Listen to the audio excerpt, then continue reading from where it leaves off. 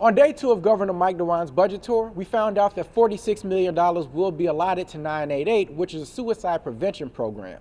We also found out that an additional $40 million will be allotted to other crisis centers throughout the state.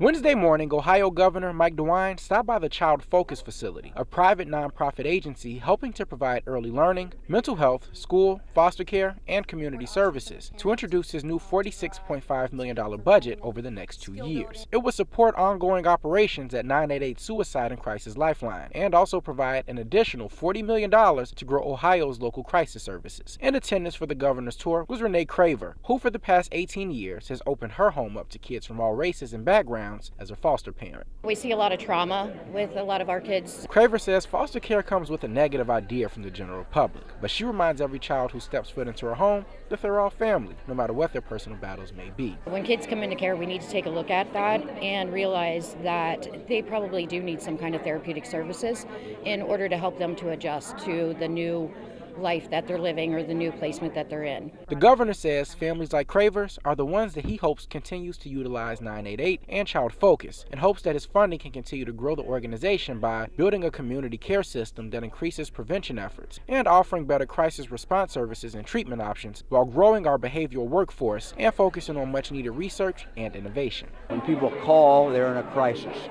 and they need help right away and they don't want to wait. That's the whole idea behind the 988, but it's also the idea to try to build a community mental health system throughout the state of Ohio.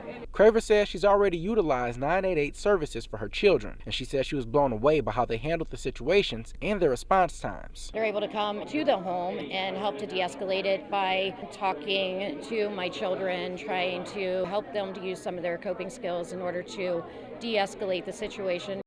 Governor DeWine says that 988 has already provided support for thousands of families throughout Ohio, and he wants to see that number continue to grow. At Child Focus, Kendall Hyde, Fox 19 Now.